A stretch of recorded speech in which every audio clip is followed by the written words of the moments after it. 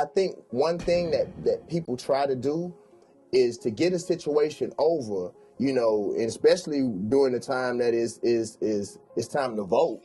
You know, people will send kids to jail for 50, 60 years and say, you know, well, we took care of the problem and we want to stop the violence in our neighborhoods. If you want to stop the violence in our neighborhood, give our kids something to do. Give them options. Don't say don't sell drugs. Okay, well, okay. Let's say if I stop selling drugs, okay, where I'm gonna work at? McDonald's? No, you don't sell drugs. You would. I would. In some cases, and this is just the truth, what other options do our children have? But don't allow this situation to turn into an excuse to crucify ourselves. Because in our neighborhoods, what we end up doing, since we can't really identify what the true problem is, we implode. Mm-hmm.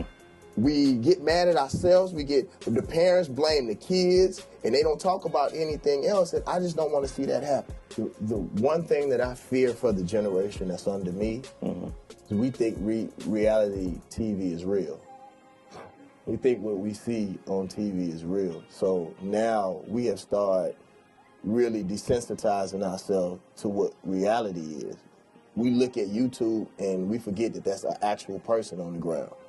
Until that happens to our brother or sister. I want to just tell you something that personally happened to me that really made me want to step up. I have a friend girl who stays in Jersey. Somebody kicked in her brother's girlfriend door, shot him twice, and threw him out of a window. He didn't die from the gunshots. He died from his head hitting the concrete when they threw him out the window. She called me crying, and she said, David Banner, she said, they won't listen to me. She said, but maybe you can say something where somebody else's brother won't die. So what I say to the kids is that this is real life. And 9 times out of 10, nobody's gonna help our community. Like, we have to stop it. You know, we have to stop it. We have to make a decision. I remember when we were growing up, even though we may have hustled, there was rules. You don't sell drugs to pregnant ladies. You don't sell drugs to kids. And if you did, there was repercussions inside of our own community. It didn't have nothing to do with no policeman. And I think it has to go back to that point. Like, what do we really stand for? What's enough? Yeah, like you said, we would beat somebody down. We would beat somebody unconscious. At a certain point, we all knew that's enough. Yeah. What's enough? When do we cut YouTube off? When do we stop Twittering? When do we stop looking at something for the lust of violence and say, you know, and I actually have to say that. Like now that I'm a man, when I first started making music, I was a boy. You know, somebody in Mississippi asked me, well, Banner, why you don't make the music that you made on your first album? Because I'm a man now. And now that I'm looking, I say, well, I know I got to make music, and I know that I have a responsibility to make hit records. At the same token, how can I tell these kids something, and I know that they fighting a whole nother battle that now I'm removed from?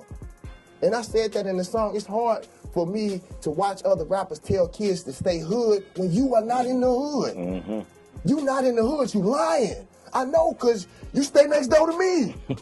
And when I come and I'm doing what we doing right now, I don't see you. So I know it's an art, but also tell the kids the other side. If you're going to tell them to stay hood, like, I don't want our kids to stay hood. That's a lie. Yeah. You know, and at some point, even though it's not truly our responsibility as artists, it has to be our responsibility as men. I'm not even putting that on the women. I'm putting that on us, grown men. What is enough?